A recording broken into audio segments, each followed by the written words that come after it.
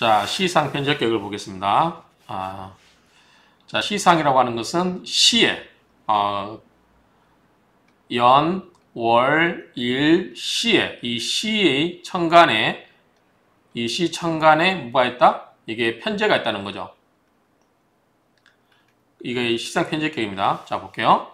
시상 편제격은 시상위리 편제격이라고도 한다. 그리고 다른 지지에 재성이 없고 다른 지지에 재성이 없고 시간에 편제 하나만 있는 경우, 그래서 다른 지지에 재성이 없고 시간에 시지의 천간에 편제 하나만 있는 경우를 말한다. 근데 어쨌든 시상 편제격도 재성격이죠. 재성격은 어떻게 된다? 일간이 강해야 된다. 당연한 얘기고요. 자, 이 예를 들어 나온 게 이제 보니까 갑인 일주가 무진이에요. 무진. 그러면 자, 갑목 입장에서 진은 뭐죠? 편제죠. 그렇죠? 양이니까 편제인데 천간에 있는 걸 말해요. 천간에 있는 걸. 그래서 이 다른데 없고 여기에 천간에 편제 하나만 있는 거를 우리가 시상 편제격이라고 하는 것 같아요. 근데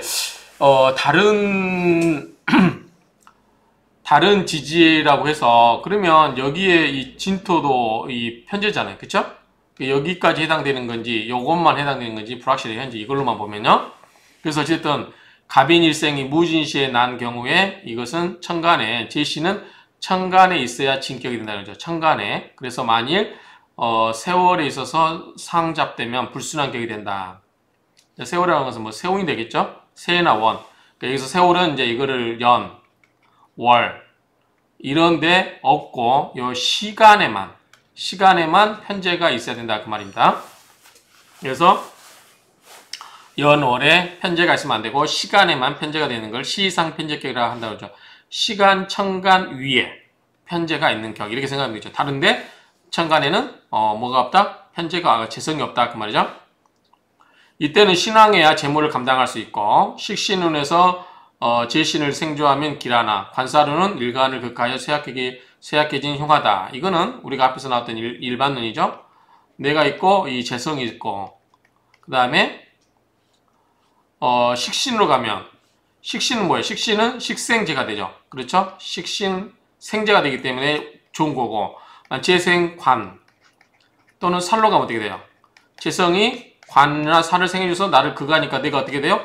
약해져 버리죠. 근데 재성격은 어떻게 된다? 내가 일간이 강해야 된다 그 말이죠. 그래서 관사루는 일간을 극하여 신약해지니까 안 좋은 거죠. 식신운은 재성을 만들어주니까 생조해주니까 좋고 관살은 나를 쇠약하게 하니까 안 좋다. 나를 극을 해서 내가 약해지게 하니까 안 좋다라는 얘기죠.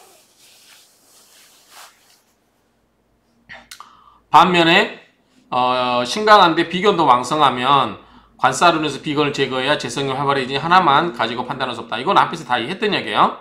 자, 이거는 다시 간단하게 복습하면 내가 있고 재성이 이렇게 있을 때 둘 다 강해야 좋다라고 했고요. 자, 이때 재성이 관이 흘러가면 재성관되거나 또는 살로 되면 이게 나를 극하러 온다고 그랬죠. 그래서 내 재물 가지고 키워줬는데 나를 공격하러 온다고 그랬죠. 그럴 때, 자, 이때 만약에, 내가 강하고 재물이 약하다. 그러면 여기에 식신이 오면 좋다고 그랬죠. 식신이. 그러면 식생제를 해준다고 그랬죠. 내가 약해요. 내가 강하고 약할 때, 내가 약할 때 재물이 많아요. 강해요. 그럼 이때는 뭐다? 비견이라든가 겁재가 오면 괜찮다고 그랬죠. 왜냐하면 내가 약하기 때문에 비견 겁재가 나에게 힘을 주어서 이 재성을 키워주기 때문에 재성을 컨트롤해주기 때문에 괜찮다고 그랬죠. 그렇죠? 근데 만약에 이때 재성이 약하면 이때 식상이 오면은 형제들의 손을 빌려서 재물을 키워준다고 그랬죠. 이런 부분은. 근데 만약에 이 비견겁제가 있으면 관살이 나를 극하러 온 게 아니라 누굴 극하러 와요? 비견겁제. 그래서 비견겁제가 내 재물을 키워주고 관살의 극을 받으면 나는 재물은 늘어나 있고 내 경쟁자들을 관살이 극을 해주니까 내 입장에서는 좋은 거죠. 그런 이야기들을 앞에서 했던 이야기입니다.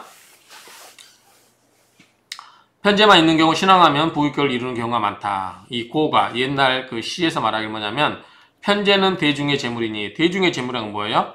남의 재물이니 즉 타인의 재물이니 그 말이죠. 정제는 내 재물이고 편제는 남의 재물. 누구나 차지할 수 있다라는 얘기가 되는 거예요. 누구나 차지할 수 있는 재물이 된다. 그래서 가장 꺼리는 것은 비겁이 극하는 것이다. 비겁이 뭐죠? 비겁은 내가 이 재성이 있는데 비겁이 와서 나랑 같이 재물을 나눠간다 그랬죠. 그래서 이 편제라는 것은 나의 재물이 아닐 수도 있기 때문에 특히 비겁이 오면 편제를 나눠 가져야 한다는 측면에서는 나에게 안 좋다 그 말이죠. 자, 신왕, 제왕 하면 둘 다 좋다고 그랬어요. 자, 관성을 대동하면 묘하다. 관성이 대동하면 나를 약하게 할 수 있다고 그랬죠. 만약에 여기에 재생 관으로 흐르고 특히 칠살이 오면 어떻게 돼요? 나를 극을하죠. 그렇죠? 그렇기 때문에 이럴 때는 안 줄 수도 있다. 그는 이제 사주에 보면 되겠죠?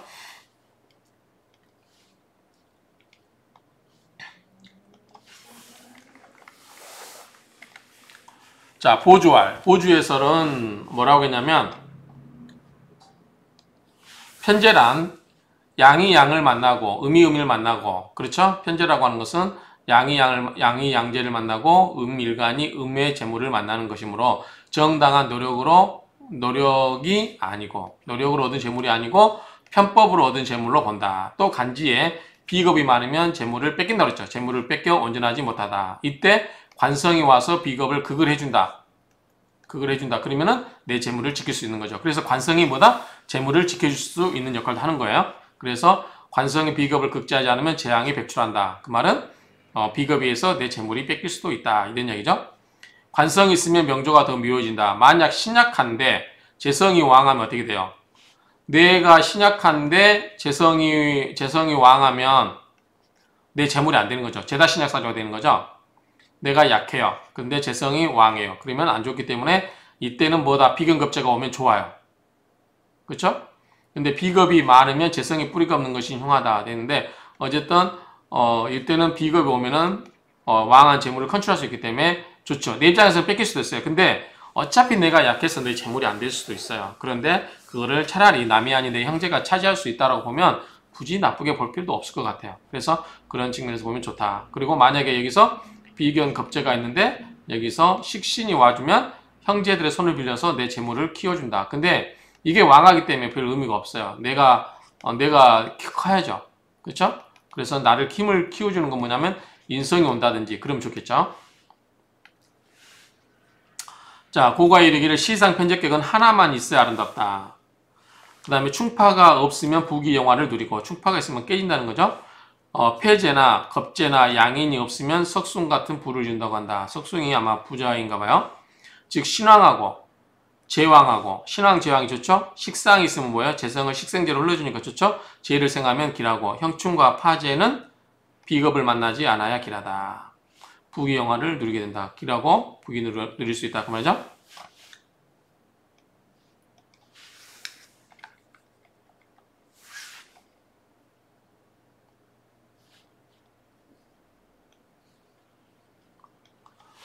자, 보주에서 말하기를 시상 편제격은 경금일간이 시상에서 간목천간을 만나거나 지지에서 인목을 만나는 것이니 하나만 만나야 길하다. 여긴 또 지지도 봤네요. 자, 예컨대 경금 입장에서 시지에서 갑인이다. 그럼 뭐요? 둘 다 양이죠? 양이고. 그래서 금금목인데 같은 음양이기 때문에 편제가 되는 거죠.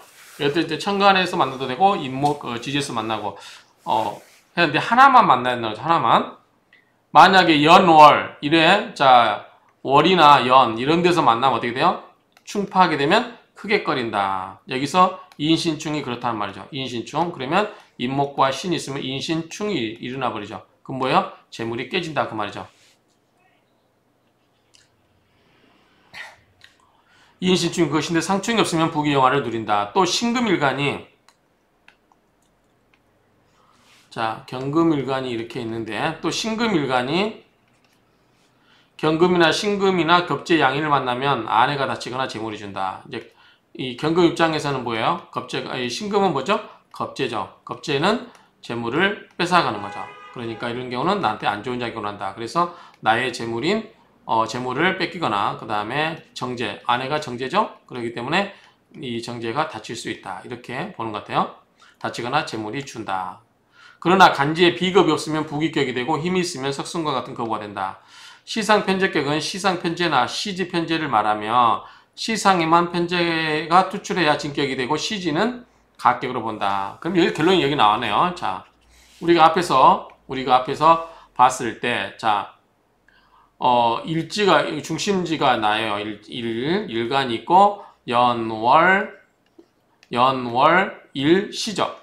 그러면 자, 이 관계가 여기가 이제 편제가 된다는 거죠. 시상에. 그런데 여기에 편제가 됐을 때는 어떡하냐고 했을 때 여기도 가능하다. 그래서 시간과 시지의 편제가 다 있어도 가능한데 요거는 이제 진격으로 본다는 거죠. 요거는 가격으로 본다. 그래서 결국 뭐다? 시상에 있는 게 좋다. 시상에 있는 거를 진짜 편제격으로 보고 정 안 될 때는 시지에 있는 것도 본다. 그래서 이제 여기 우를 보면 말년운이죠. 말년운에 팽제수가 들어온다. 이렇게 볼 수도 있겠죠. 그래서 시상 편제격은 말년에 부자가 되는 사주다. 이렇게 이야기할 수도 있겠죠. 그래서 어쨌든 이런 것을 우리가 시상 편제격이라 한다. 이렇게 보시면 되겠죠. 그럼 이건 제가 아는 거하고 좀 약간 다른 것 같아요. 시상 편제격이 일지에 재성의 뿌리가 있어요. 그리고 천간에 재성이 있어요. 편제가. 그래서 이렇게 뿌리가 되어주면 이런 것도 하나의 시상 편제격이 되지 않을까라고 생각을 하는데 어쨌든 이 기준에 의하면 시간에 투출된 것만 시상 편제격이다. 이렇게 이야기하면 되겠죠. 말 그대로 그 연월일 시에서 시의 상이니까 천간이죠. 천간에 편제가 있는 거다. 이렇게 정리하면 될 것 같아요. 그래서 시상에만 있어야 되기 때문에 연이나 새에 있으면 안 된다. 월에 있으면 안 된다. 앞에 이 새나 월에 이런 게 있으면 안 된다. 그래서 시에 있는 시상 편제격만 우리가 시상 편제격으로 보고 혹시라도 이제 시지에 있는 경우는 그거를 우리가 진짜가 아닌 가격으로 본다. 이렇게 보면 되겠죠. 자, 사주를 한번 볼까요? 자, 간목 입장에서 아까 대표적인 게 간목 입장에서 간목에서 무토, 진토가 다 뭐예요? 편제가 됩니다. 목극토니까요.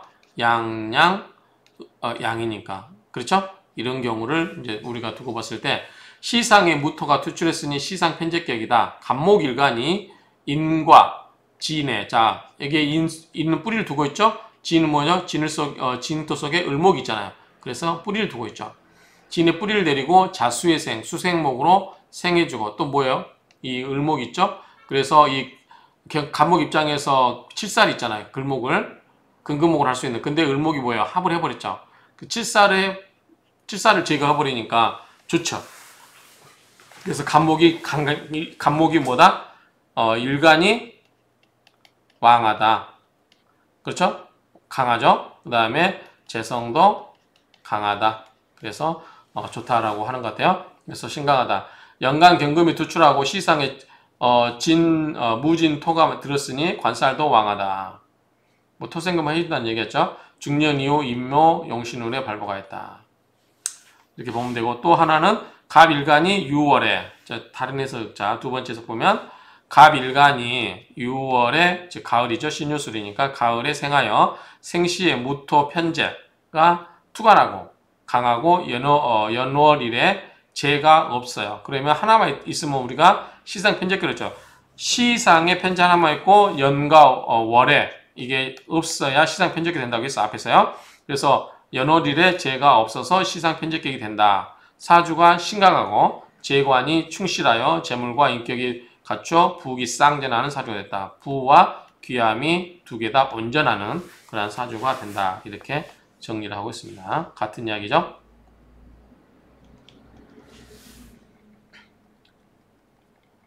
자, 종합적으로 한번 시상 편제격을 간단하게 정리해 볼게요. 한번 정리해 봤습니다. 자, 이 시상 편제격의 성격 조건은 시상 위에 재성이 없어야 된다. 오로지 시상에만 있어야 된다. 다른데 재성이 있으면 안 된다. 그 말이죠. 식신상관 좋죠.